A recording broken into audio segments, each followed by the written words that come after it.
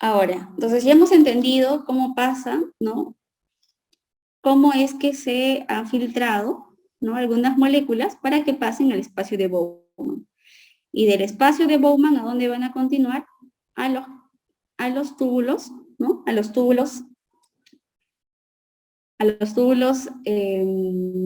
sistema tubular.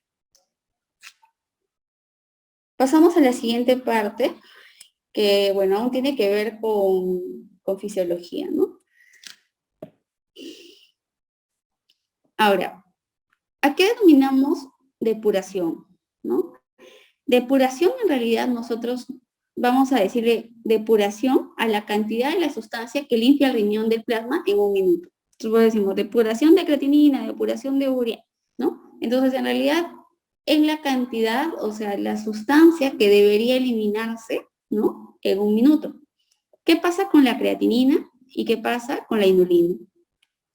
Sabemos que la creatinina, ¿no? Se secreta, pero no se reabsorbe en su totalidad.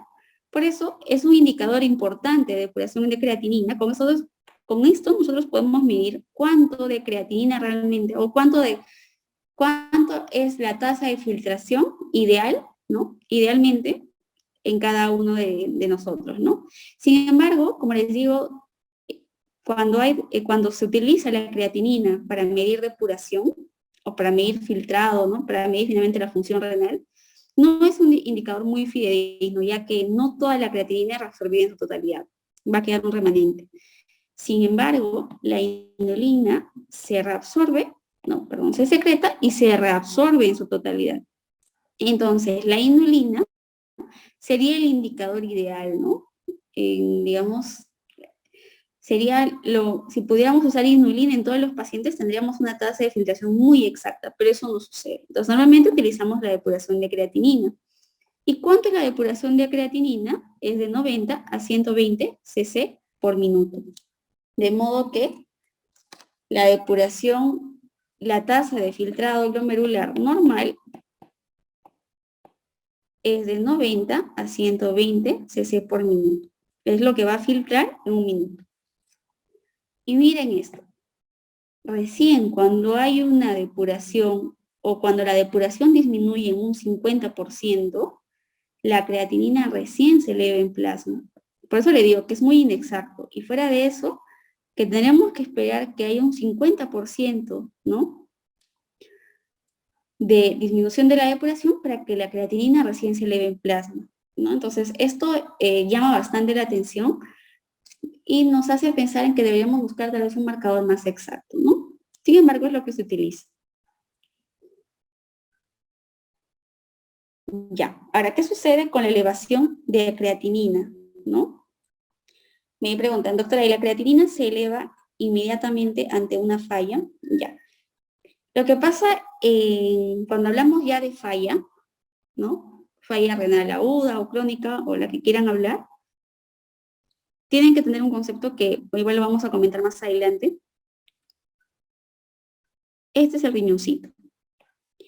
Esto ya está descrito y lo van a encontrar en todos los libros.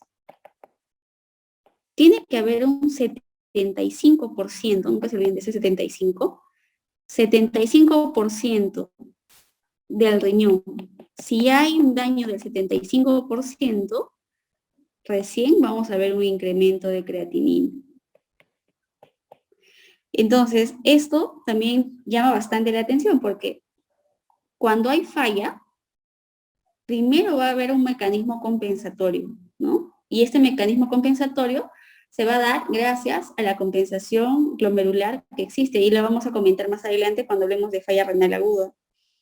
Entonces, va a pasar un tiempo, no se sabe exactamente cuánto es ese tiempo, si es 1 o 2 días, en los cuales van a haber esos mecanismos compensatorios que van a tratar de resolver el cuadro, ya sea prerrenal, renal o obstructivo. En caso no se haya resuelto, se empieza a dañar el riñón, y cuando este ya se ha dañado en un 75%, hay un incremento de creatinina, ¿no? Y es donde nosotros empezamos a ver las fallas renales agudas, que si no se corrigen adecuadamente, se convierten en fallas renales crónicas. ¿Ya? Entonces, eso sería respecto a esta pregunta. ¿Ya? Entonces, continuamos con fisiología renal. Salimos del glomérulo, ¿no? Y estábamos en la cápsula de Bowman, las moléculas y entraron, ¿a dónde? A la primera porción del sistema tubular. Entonces, ¿no? Para ubicarnos, salió del glomérulo, tenemos a la arteriola aferente, eferente, aquí está los capilares glomerulares, y pasó, ¿no? La primera porción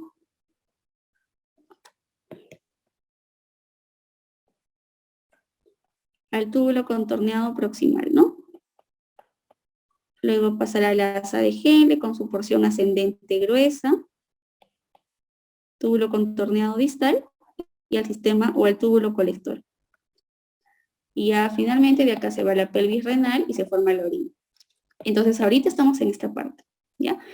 La primera porción de todo este sistema tubular se denomina túbulo contorneado proximal. ¿Por qué contorneado? Porque tiene una forma, ¿no? Tiene una forma así irregular, ¿no? Por eso se dice que es contorneado. ¿Y que por qué es proximal? Porque es lo que está más proximal, ¿no? Es la porción más proximal del glomérulo. Por eso bien, túbulo contorneado proximal. Ya, entonces aquí tuvimos al todo el ultrafiltrado. ¿Y qué pasó con el ultrafiltrado? Pasa primero al túbulo contorneado proximal. Entonces, esta porción de todo el sistema tubular es la más importante. De esta sí no se pueden olvidar.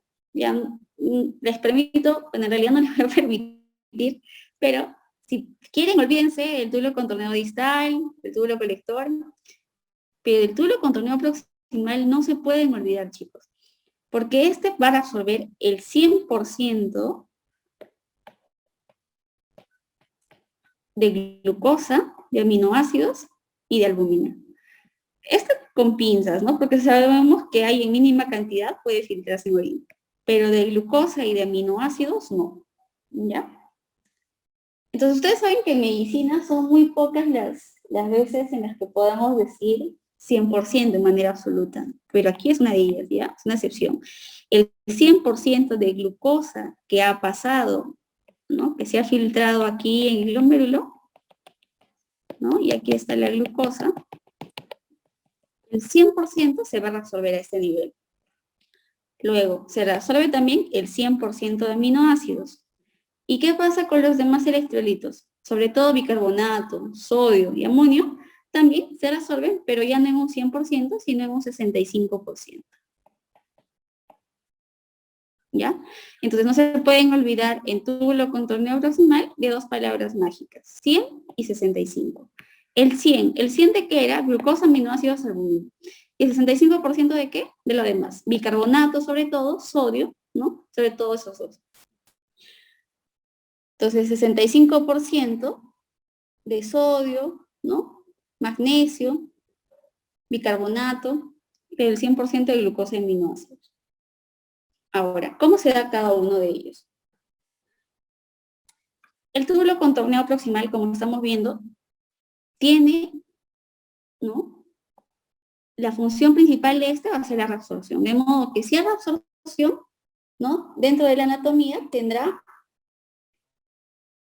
infinidad de microvellosidades para que pueda reabsorber todas estas moléculas. Bueno, tiene varios segmentos que ya no vale, creo que no nos va a ser muy útil escribirlos ahora, pero de los segmentos que vamos a comentar, tiene un segmento S1, S2, S3, que en realidad solamente es para que lo tengan en cuenta. El segmento S1 es lo primero que sale del túbulo contorneo proximal, el S2 es lo que continúa y el S3 donde termina. Otra cosa importante que tenemos que recordar aquí es cómo se realiza la absorción de bicarbonato. Eso lo he visto más que en preguntas de nefro, en preguntas de básicas, ¿ya? Y últimamente, no sé, pero están viniendo más preguntas de básicas en los exámenes de residencia, en INAM, y no sé si aún en internado también, creo que en internado también están viendo preguntas de ciencias básicas, entonces es importante que vean esto. ¿Cómo se reabsorbe el bicarbonato? Hay una enzima que nos va a ayudar a la reabsorción de bicarbonato. ¿Se acuerdan cómo se llamaba? Ya, vamos a recordar ahora. Sí, muy bien, Renzo, dice anidrasa carbónica. ¿Ya? Sí, sí la conozco. Entonces, la anidrasa carbónica, ¿cómo es que se reabsorbe? Entonces, van a ver que el sistema, a nivel tubular, yo no les quiero marear, pero sí me gustaría que entiendan esto, no necesariamente que recuerden todo, pero sí es importante que lo sepan, ¿ya? Entonces, van a ver que dentro de todo el sistema tubular vamos a tener una célula, ¿no? Que es bueno, a la les voy a explicar. Una luz tubular y el capilar peritubular, que va a estar a este lado, ¿ya? Entonces, la luz tubular va a ser esta, ¿no? Esta es la luz del túbulo. Y este va a ser el capilar que está al costadito del túbulo. ¿Se acuerdan que de la arteriola eferente, ¿no? Les dije que continuaba, ¿no? Unas arterias que venían acompañando a los túbulos. Ya, esa arteria es esta. ¿Ya? Y esta es la luz del túbulo y este es el capilar tubular. Y aquí hay una célula, ¿no? Entonces, a este nivel se van a localizar unos transportadores, ¿ya? Que son las llamadas bombas o esos transportadores, ¿no? ¿Y qué es lo que hacen estos transportadores? Van a jugar, ¿no? Van a jugar con los iones. Yo te doy uno, pero tú me das otro, tú me das otro, tú me das otro. Y así van a ir a conveniencia, van a ir jugando, algunos gastando energía, que será ATP, otros no, lo darán por transporte pasivo y sin gasto de ATP. ¿Y cuál es la finalidad de estos transportadores? Va a ser la reabsorción. ¿Cómo se da la reabsorción? De la luz tubular. Si yo quiero, por ejemplo, que se resuelva el 100% de glucosa, pasará por acá, ¿no? La glucosa pasa primero a la célula y de la célula al capilar tubular. Y finalmente regresa a la circulación sistémica. Es así como se van a ir reabsorbiendo las moléculas a este nivel. Entonces, ¿qué sucede con la anhidrasa carbónica y con el bicarbonato? ¿Cómo se reabsorbe? Vamos a continuar acá, ¿no? Seguimos con la célula, el capilar y la luz tubular. Entonces, aquí va a haber un cotransportador, ¿no? Un cotransportador muy importante denominado sodio hidrogenado. ¿Ya? No es necesario que anoten esto, solamente observen bien y entiendan, ¿no? Para que vean cómo funciona. Entonces, este cotransportador se denomina sodio hidrógeno. Entonces, hablaremos de cotransportador cuando su función es que las moléculas vayan en una sola dirección. Entonces, si digo cotransportador, van a ir en una misma dirección, hacia dentro de la célula. Si dijera antitransportador, una iría adentro y otra iría afuera, ¿no? Ya, pero estamos hablando de un cotransportador. Y este cotransportador se denomina cotransportador de sodio y no, sodio hidrógeno. ¿Por qué? Porque va a meter sodio e hidrógeno de la luz hacia la célula. Ya. ¿Y para qué me sirvió eso? Me sirve, a ver, vamos a seguir dibujando por acá arriba, porque ahí no me van a entender. Ya. Entonces estábamos acá, ¿no?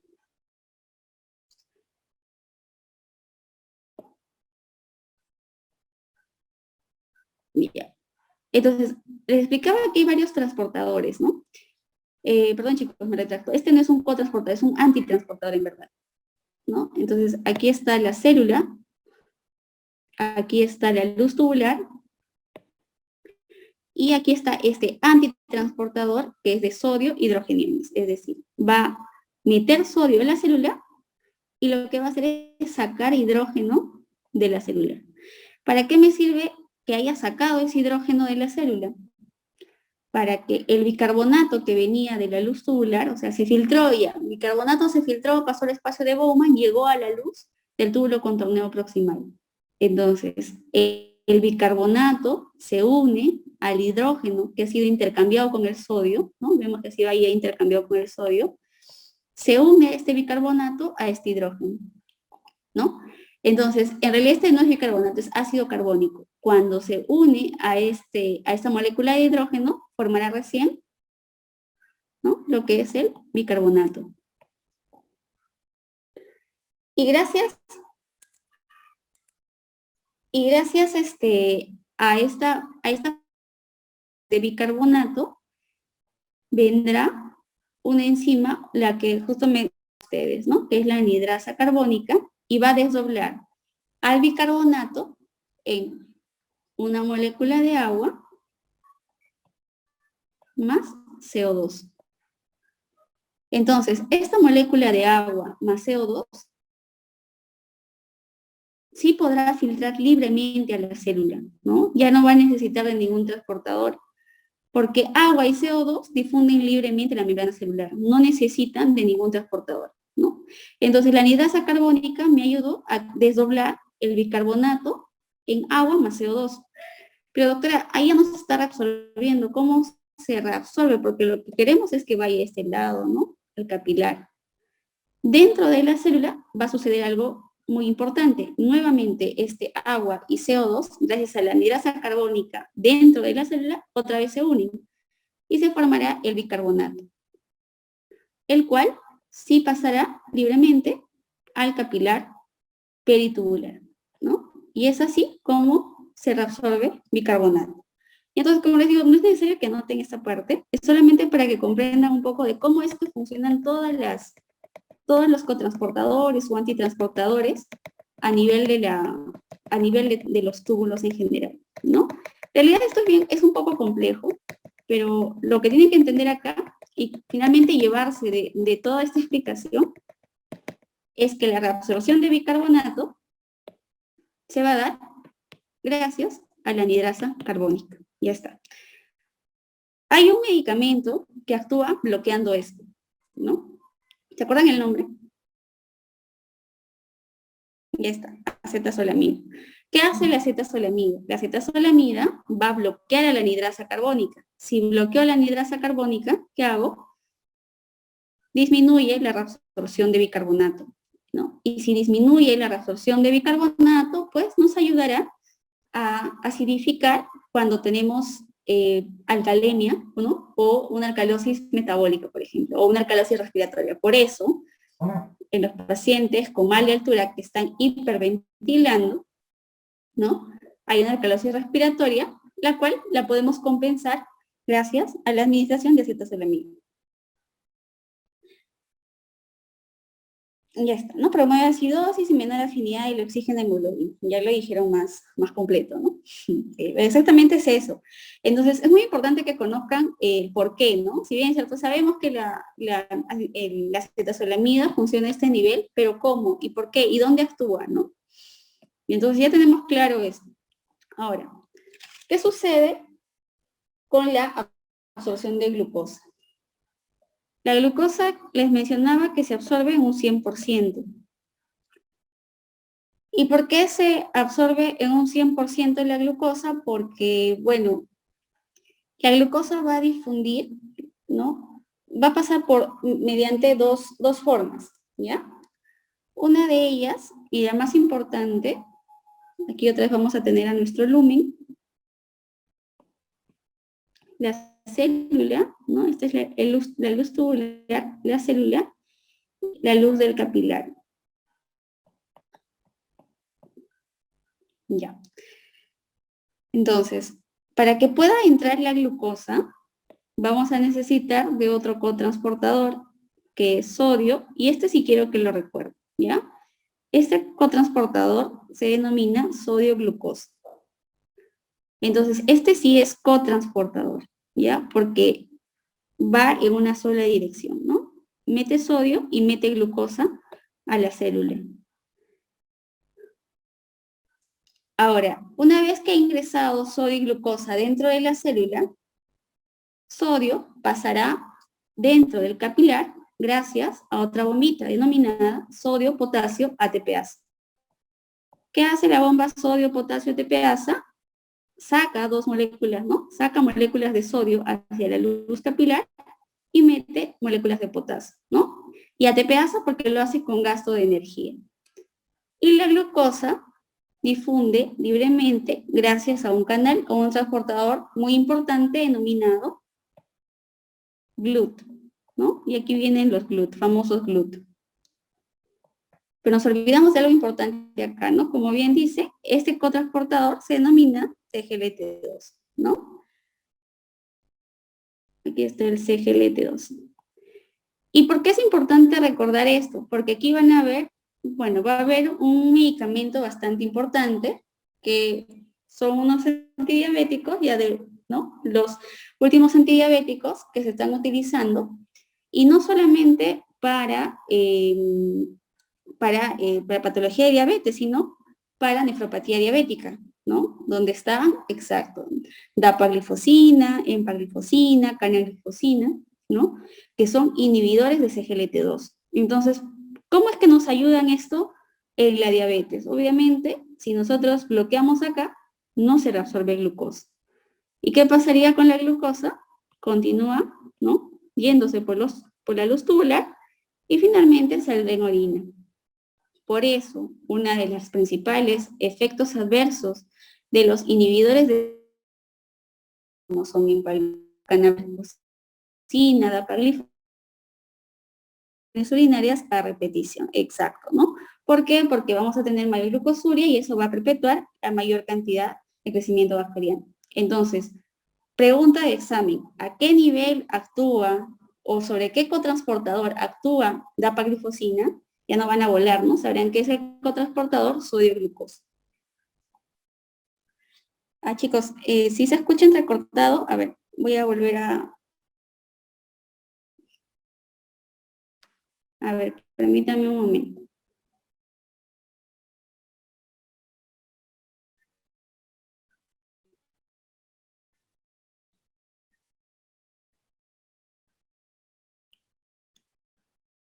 Ah, ok, entonces probablemente sea el audio de la doctorita. Por favor, vean esto bien del audio porque ya. Entonces, uy, se fue toda la imagen.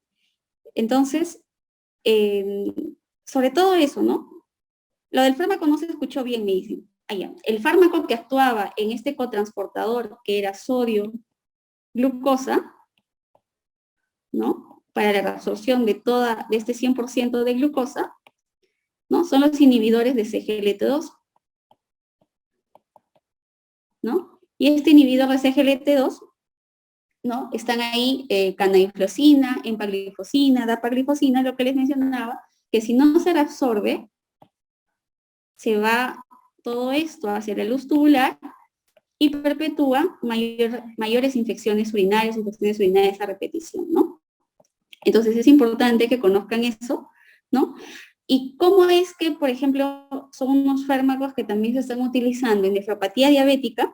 ¿Por qué? ¿Cuál sería el sentido de usarlos en nefropatía diabética? Porque en nefropatía diabética hay un estado, ¿no? En el cual el glomérulo, ¿no? Hay un incremento de presión a nivel glomerular.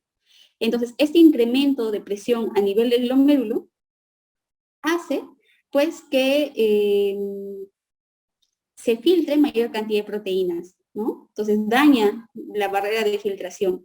Entonces, al nosotros bloquear esto, hacemos que haya menor cantidad de sodio absorbido.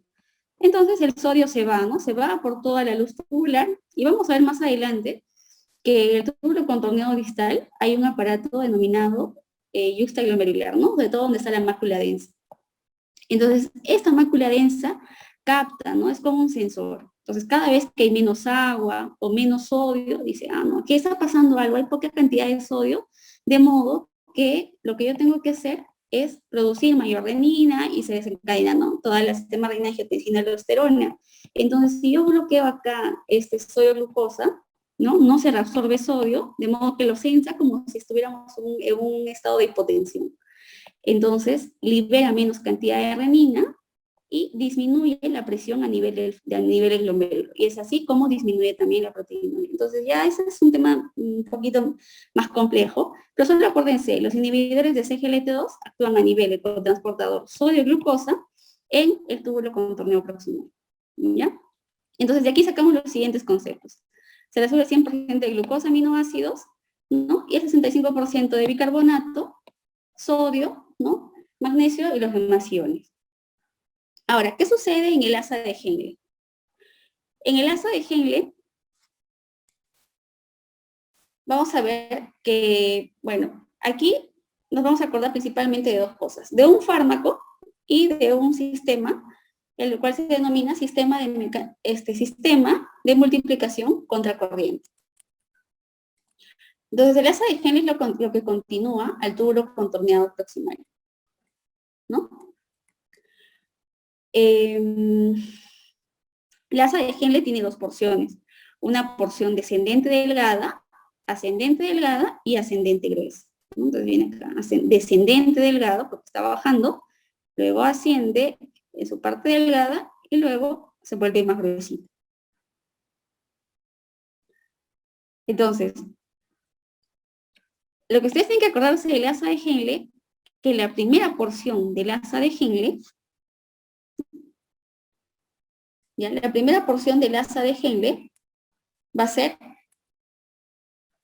permeable al agua, ¿ya? Si digo que es permeable al agua, es porque va a poder reabsorberse agua. ¿Y qué pasa? Si se reabsorbe agua, ¿qué va a suceder acá?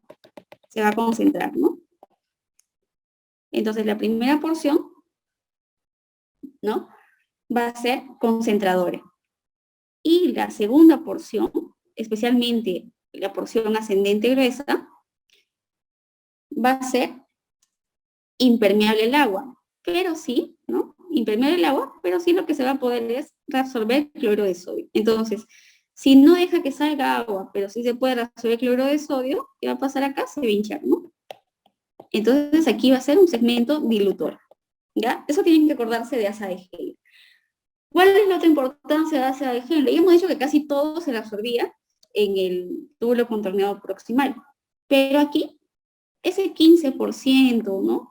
Más o menos un 15% o 40, no, más o menos 35% de lo que no se reabsorbió en el túbulo contorneado proximal se reabsorbe aquí. Entonces, reabsorbe el 15 al 35% de lo restante, ¿no? De lo que ya hemos visto. Ya está. Entonces tenemos ya una parte importante que es la reabsorción, luego si concentra o diluye, ¿no? Lo que se está filtrando, y aquí va a haber otra bombita muy importante. Esta bombita, así como les he pedido que recuerden la bombita de sodio-glucosa o cotransportador sodio-glucosa, importante para la reabsorción de glucosa, aquí les pido que recuerden esta bomba, denominada 2-cloro-sodio-potasio. ¿Ya? Entonces, la bomba 2-sodio-cloro-potasio, lo que va a hacer, aquí tenemos a la luz tubular, ya saben, esta va a ser la célula, vamos a poner la célula, y este va a ser el capilar, para que se ubique, y el capilar de túbulo. Entonces, si esta bombita lo que va a hacer es la reabsorción de cloruro de sodio y de potasio, ¿no? Aquí va a actuar un fármaco muy importante denominado furosemida, ¿no? Si la furosemida bloquea esto, ¿qué va a pasar? Que no se reabsorbe cloruro de sodio, de modo que no funcionará como diurético, porque el cloruro de sodio va a jalar agua. ¿Y cuál es el factor adverso más importante de este diurético? La hipocalemia, ¿no? ¿Por qué hipocalemia? Porque no está permitiendo la reabsorción de potasio. Entonces, de esta parte, ¿no? De asa de Henle me tengo que acordar dónde se encuentra el cotransportador 2-clorosodio de potasio, allá, en la porción ascendente gruesa del asa de Henle 1, ¿y qué fármaco actúa a este nivel? La furosemida, ¿ya? Entonces, eso no se pueden olvidar de esta parte de los túbulos. Ahora, algo más que sucede de importante en el asa de Henle y que nos interesa es el mecanismo multiplicador contracorriente, ¿no? Eso es bastante tedioso haberlo estudiado tal vez en pregrado, y bueno, a veces a algunos no nos queda muy claro. Entonces, se los voy a explicar de manera muy sencilla. El sistema de multiplicación contracorriente, en verdad, es un proceso, ¿ya? No es que sea un sistema, en realidad es un proceso por el cual la osmolaridad intersticial en la médula se incrementa desde 200 hasta 1400. Entonces, ¿a qué se refiere con eso? O sea, esta es la luz del túbulo, ¿no? Y lo que estará acá afuera denominaremos intersticio, ¿no? Porque pues, no está dentro del túbulo, eso es intersticio. Entonces, ¿por qué se denomina multiplicador contracorriente? Porque aquí empieza con una osmolaridad. Vamos a ponerle 280. Y esta osmolaridad va subiendo, 500, 600, y puede llegar hasta 1200, algunos dicen 1400. Y nuevamente empieza a bajar, 600, 400, ¿no? 200, ya. Entonces, ¿por qué será multiplicador? Porque como vemos, la osmolaridad dentro del túbulo va aumentando, entonces se va multiplicando, por eso es multiplicador. Y contracorriente porque va en sentido contrario. Por un lado aumenta y por el otro lado disminuye. Por eso es sistema multiplicador contracorriente. En verdad no es más que eso. ¿Y para qué nos sirve este sistema multiplicador contracorriente? ¿Y gracias a quién lo hace? En realidad, gracias a la formación de estos túbulos, porque les dije que acá era impermeable, perdón, aquí era permeable el agua, ¿no? Aquí podía salir agua, de modo que se concentra, ¿no? Y aquí era impermeable el agua, pero sí podía salir cloruro de sodio, de modo que diluye. Por eso que la osmolaridad disminuye. ¿Qué tienen que saber de esto? Cuando hay una enfermedad renal, el primer mecanismo que se pierde es el mecanismo de concentración. Pregunta de examen. ¿Cuál es el primer mecanismo perdido en enfermedades, no? Enfermedades renales, la concentración. Ya está. Ahora, ¿por qué se denomina multiplicación contracorriente? No, porque como vemos, que por un lado desciende, por el otro lado aumenta y va multiplicando su osmolaridad, que ya es 1200. Ahora, les pregunto, chicos, del asa de Henle, específicamente del sistema multiplicador contracorriente, ¿depende la densidad final de la orina? La respuesta es no, ¿ya? ¿Por qué? ¿De quién va a depender esto? Va a depender del túbulo colector, ¿ya? Entonces, esto es en resumen de todo lo que hemos hablado hasta ahorita, ¿no? Ya saben que esta es la aferente, este es el capilar glomerular, ya sabemos cómo se la absorbe gracias a la barrera de filtración glomerular, ¿no? Ya sabemos que de aquí sale el arterial eferente, le acompañó los capilares los capilares peritubulares, y lo que se filtró pasó, ¿no?, al espacio de Bowman y siguió por el túbulo contorneo proximal, llegó a la asa de Henle, se produce el sistema multiplicador contracorriente, de modo que multiplica la osmolaridad. ¿Por qué? Porque acá es permeable el agua y el agua está saliendo, ¿no? Llegó a una concentración máxima de 1200 y ahora ¿qué tiene que hacer? Bajar. Baja, baja, baja. ¿Gracias a qué? A que esto es permeable al cloruro de sodio, pero impermeable al agua, de modo que hay más agua adentro, diluye, diluye, diluye, y aquí va a llegar hipotónica, ¿no? Esta solución, ¿no?, o este producto final llega hipotónico. Y es aquí donde está el túbulo colector. Y como muy bien dicen, ¿no?, David y José, a este nivel van a actuar dos hormonas muy importantes. Me voy a de una vez adelantar para no perder la ilusión. Uno de ellos es antidiurética y la otra es aldosterona, exacto. Entonces, vamos a dejar aldosterona por un lado, pero vamos a hablar ahorita de antidiurética. ¿Por qué? Porque es de la antidiurética de quien va a depender la concentración final de la orina. ¿Y por qué, doctora? Porque si nosotros estamos en un estado de shock hipovolémico, finalmente estamos deshidratados o necesitamos agua, ¿no?, lo que va a hacer la antidiurética mediante un receptor muy importante denominado apocorina 2 será reabsorber la mayor cantidad de agua para mantener una presión adecuada, ¿no? De modo que si yo estoy reabsorbiendo agua, ¿no? Perdón, para este lado. Si yo estoy reabsorbiendo agua, ¿cómo quedará mi orina? Muy concentrada, ¿verdad? Pero si yo estoy, al contrario, tengo sobrecarga hídrica, tomado demasiada agua, entonces la antidiurética pues no actuará. Y si no actúa la antidiurética, no se reabsorbe agua, de modo que mi orina estará diluida.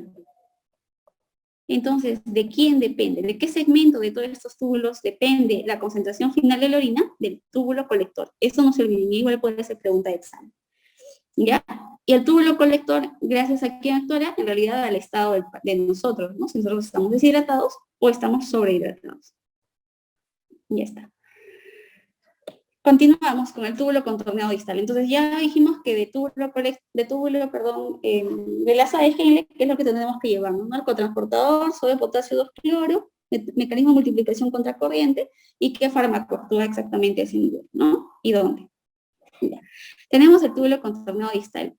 Del túbulo contorneado distal es importante, yo creo que primero recordar que en el túbulo contorneado distal, vamos a ir al grano. Aquí tenemos un cotransportador muy importante, en el cual va a actuar un fármaco que también es un diurético, las tiazidas, ¿no? ¿Cuál es este cotransportador? Es el cotransportador de sodio y de cloro, ¿ya? Pero ¿por qué es muy importante este cotransportador? Porque como vemos, lo que va a hacer es jalar cloro de sodio. Pero la diferencia, o lo que le hace especial a este cotransportador, es que cuando ingresa a la célula, no solamente jala cloro de sodio, sino jala calcio, ¿ya? Entonces, ¿qué sucede? Cuando yo uso hidroclorotiazida, ¿no? Lo que hago es bloquear la entrada de cloro de sodio hacia la célula y a la reabsorción. Ya no reabsorbo eso, de modo que funciona como diurético porque voy a jalar agua.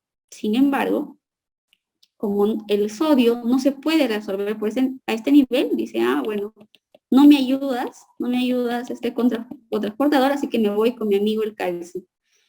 Entonces, ¿qué hace el calcio?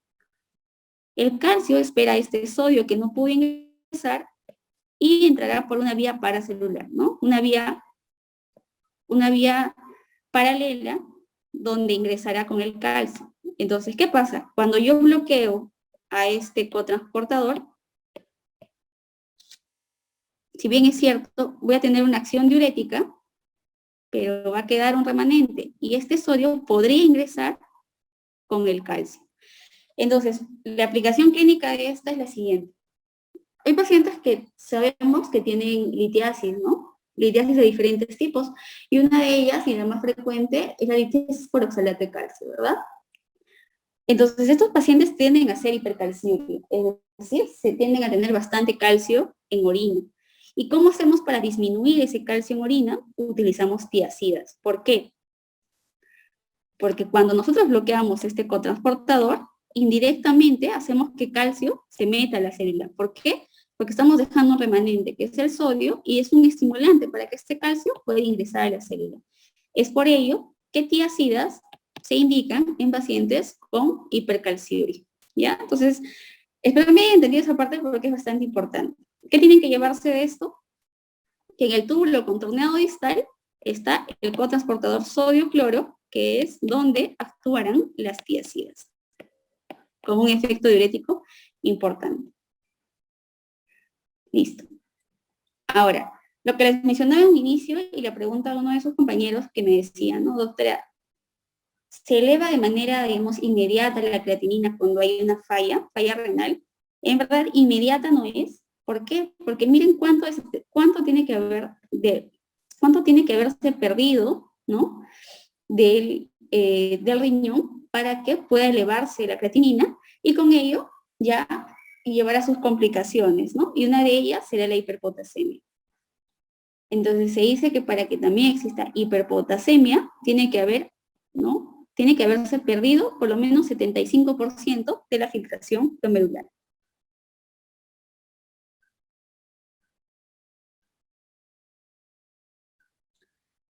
Ahora, en cuanto al túbulo colector, el túbulo colector, como les mencionaba,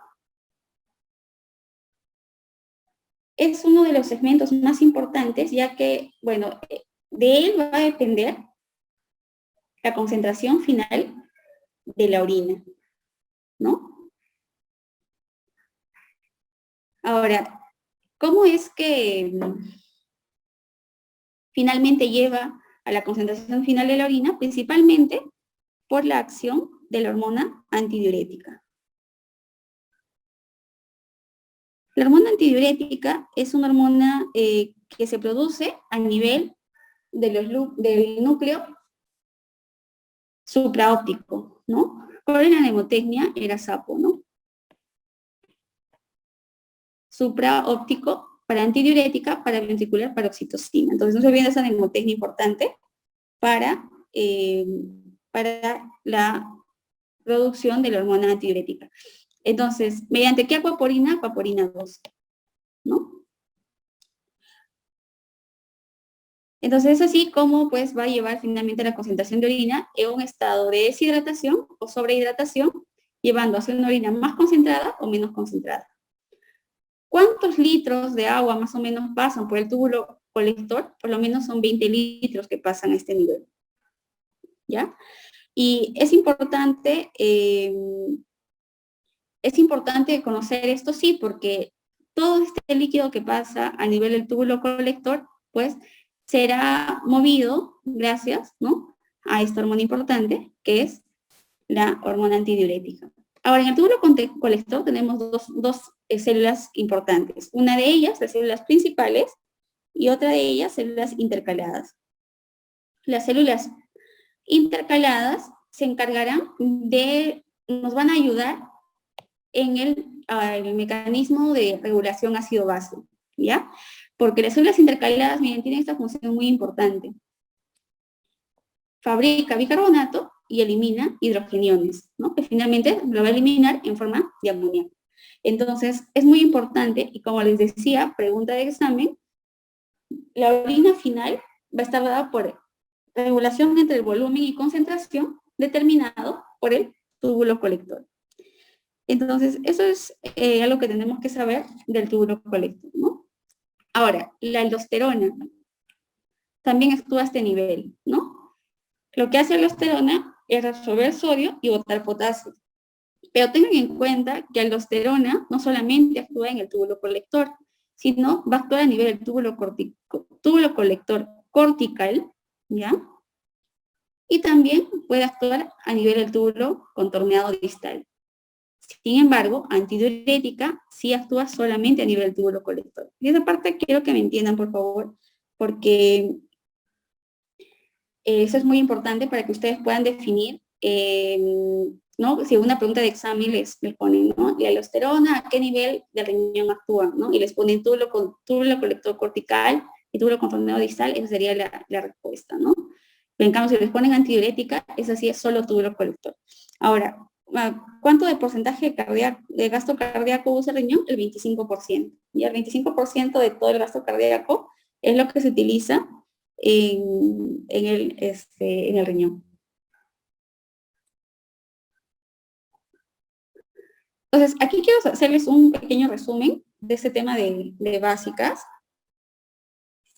aunque ya no va a haber mucho tiempo. Vamos a primero tratar de avanzar un poco y de ahí les hago un pequeño resumen porque ya en 15 minutos vamos a irnos a un pequeño descanso, ¿ya?